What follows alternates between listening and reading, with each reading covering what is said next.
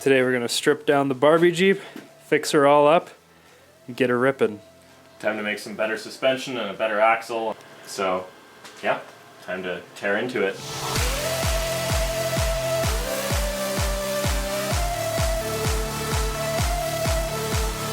It's our first shipment of parts from Go Power Sports. We've got a lot of stuff here for the Jeep so that we can convert it to 1.25" rear axle. New brake rotor. Oh, that looks Wow, that looks nice. So much better than what we had. We're gonna go with 4 carrier bearings this time to hopefully put a little less stress on the axle.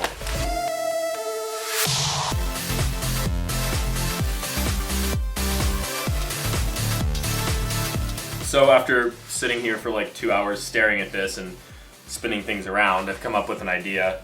I'm gonna do it really similarly to the way I did last time and just have a piece of tubing that goes to here and then it's bent up a little bit.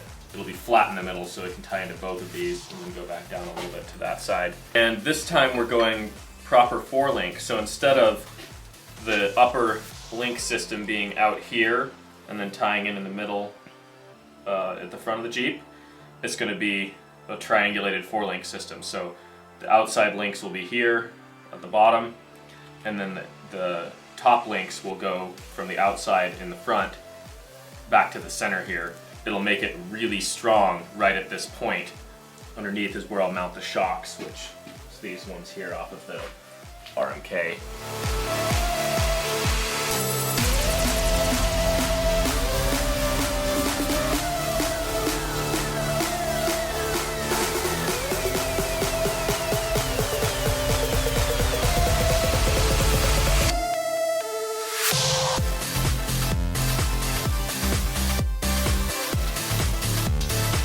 Starting to look like something.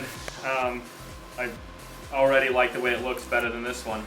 It's obviously way stronger, and we've gained like probably an inch and a half of ground clearance because of how far down this hangs. I really like these subtle bends.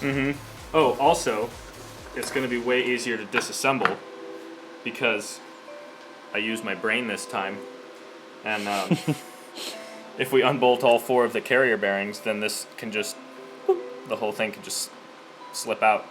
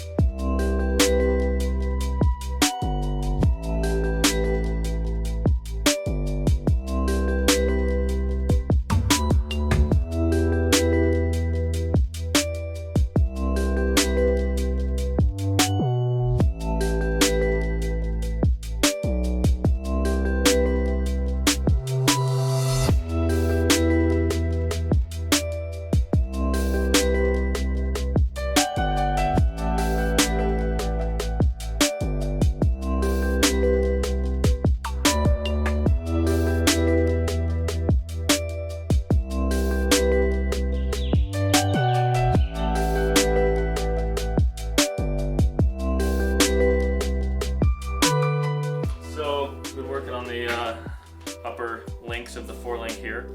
We've got some little brackets done for this end here so that they can be at an angle. And the link will go, I think, more or less right there.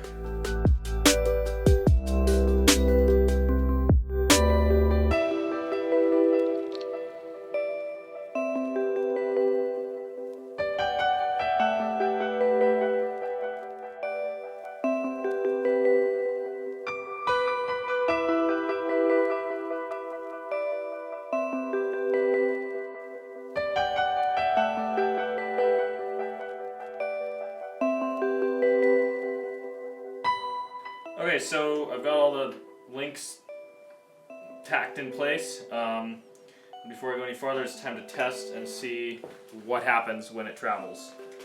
So, pop loose these zip ties. I'd say that's about enough travel. Yeah, you know, it might just be that, like 1.5 feet of travel. Wow, what does the flex look like? It's a little harder to test in here, but Wow. plenty good. Yeah. Maximum potential travel is a hair over 12 inches. We can't get that much out of the shocks, but we can still get a lot. Oh yeah. All right. So I've got the shock fully compressed here with some zip ties, and the axle fully compressed, also zip ties. So I'm gonna figure out my shock mounting, and then I'll just undo the zip ties and let it drop. And as far as it goes down, that's how much travel we'll have, and it should be a lot. What? What? That's 7 1/4. I could get more out of it. Wow. That is insane. When this thing jumps, these tires are gonna be below those, like almost entirely.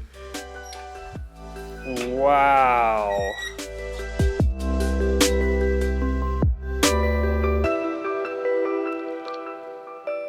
I'm getting ready to figure out the final positioning of the shocks, and this bump stop is done.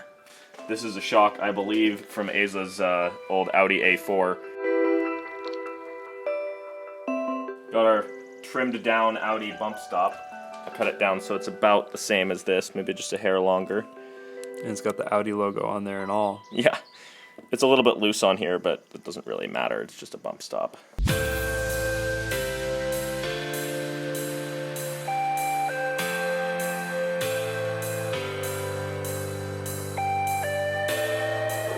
Perfect fit. Heck yeah. And that's all the way adjusted to as short as it'll go. And I'll just build it for that, and then we can adjust it if we need to.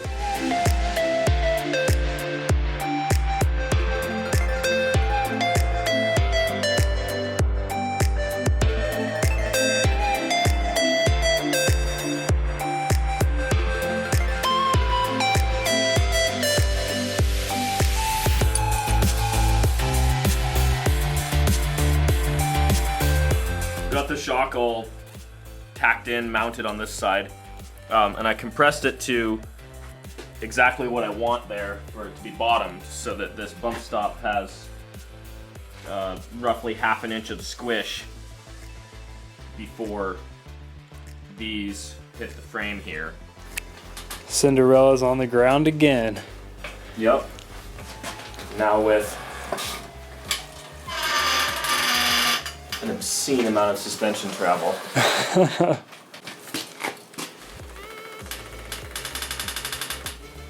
Awesome. Man, you have infinite possibilities on adjustment though. Yeah, the trick is figuring out exactly what I need to adjust in what way to get the result that I want Yeah. without messing up anything else. And that is with essentially no flex in the front. That's mostly just rear flex.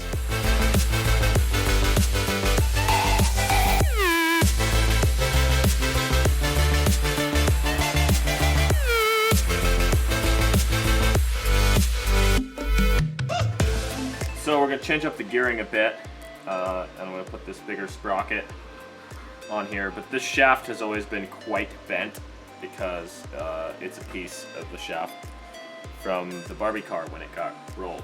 So now that we have a chunk of 1-inch axle that's up for grabs with the one that broke off the Jeep, cut a chunk out of that, and despite the fact that it broke, it's actually quite straight. We replace the axle and put this bigger sprocket on it while we're at it and get some faster speeds, because clearly it wasn't scary enough.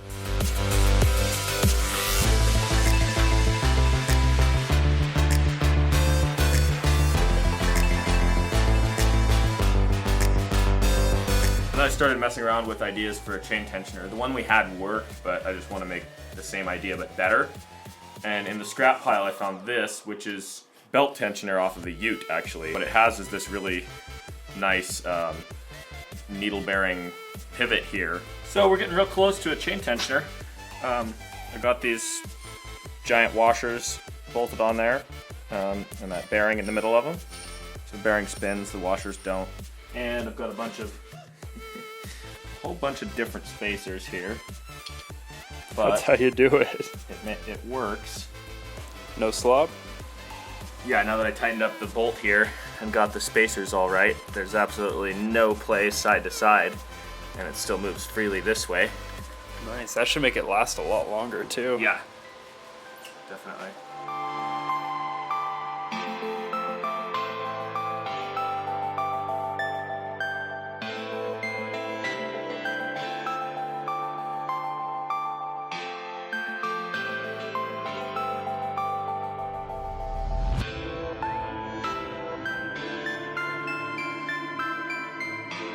So the next step of the puzzle is the brake.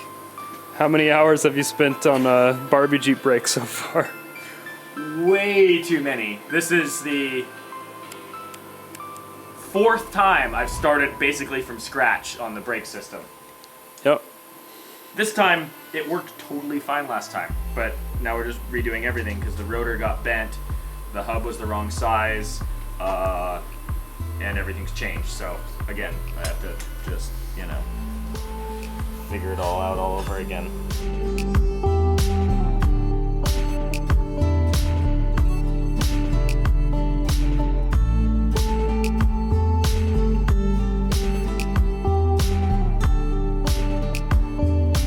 We are currently on the hunt for a sway bar. Or a small chunk of one.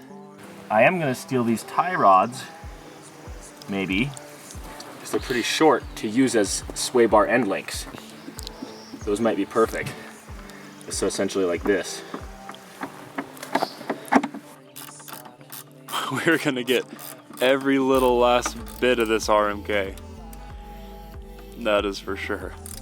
So we needed these tie rods here, or now sway bar end links, to be a lot shorter. They were 2 different lengths because of where we pulled them off of the snowmobile.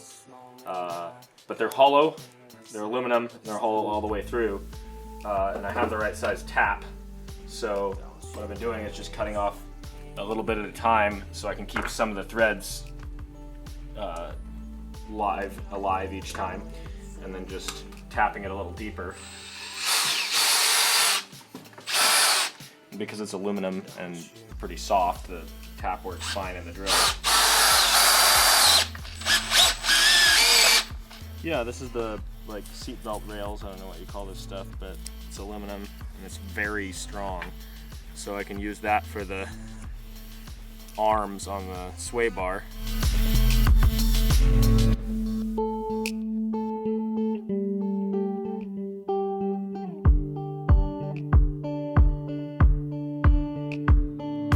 Time to pretend to be a mad scientist and do some experiments. So I took the end of this sway bar here and made some splines in it, rather crudely, just with an angle grinder. And then I took this piece of aluminum and drilled it out. It might not be thick enough to hold the strength, but what I'm going to do is just put this in the press and press this into that hole, and it should more or less cut the splines into it because the aluminum's much softer than the spring steel. How did it do? Well, I mean, the splines aren't super deep in the aluminum, but with a good pinch on there, it might do something.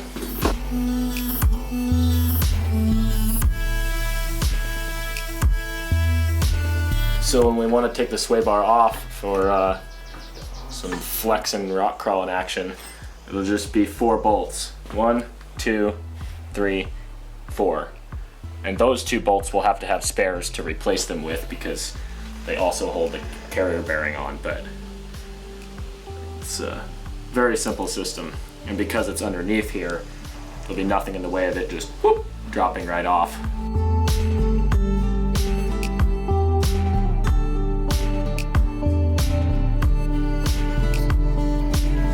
Their souls pass through the morning fog and her eyes whisper words. In theory, we have basically no flex now.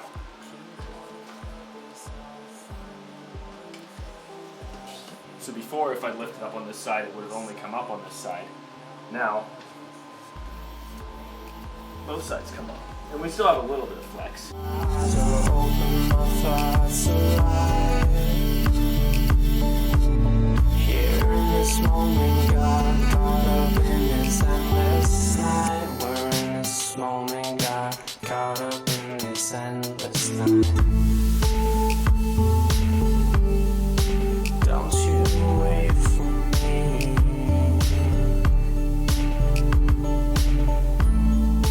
Don't you wait for me.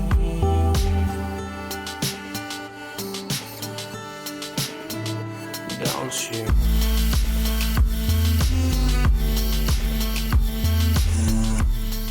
Wow, this really looks like something that wants to kill you now.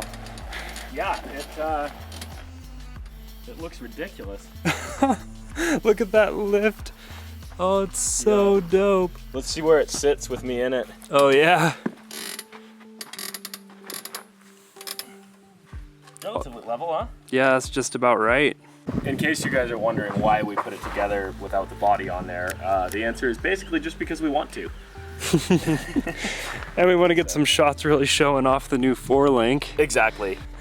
So this is our first time driving it with the 4-link suspension and the new faster gearing and a sway bar. So there's a lot of new things going on here.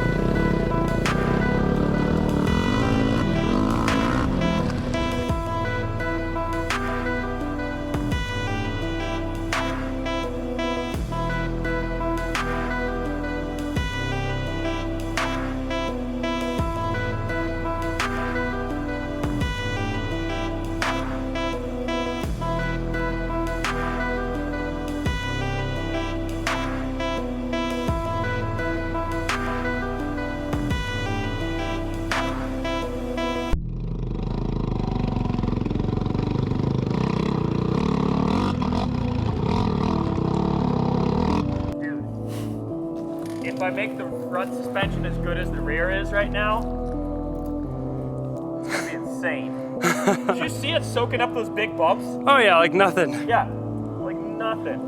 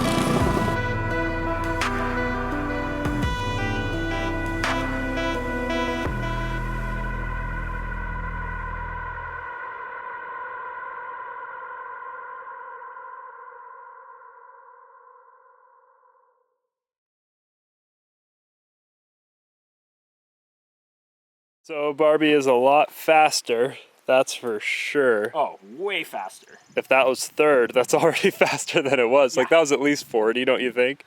Especially if you're going down the driveway. Yeah, maybe. It's fast. Way faster than it was, so that's good. And the rear suspension is flawless. The front suspension needs a lot of help. Before it was the other way around, like the front was really good and the back sucked. Now the back is so good that the front needs a lot of help. So in the next episode of Barbie Jeep, we'll probably be pimping out the front end with some more snowmobile shocks, don't you think? Probably, yeah. They're pretty cheap, even if we have to buy them like on eBay or something. Obviously, those ones just came with the sled that we got, but yeah, the front needs a revamp. I like the way it looks. I like the way it works, except that those springs are just too soft in there, and there's some other geometry issues that I'll go into later. But yeah, it's so much fun. Oh yeah. You got to take it for a quick rip before we get back to building the Odyssey. Mm-hmm.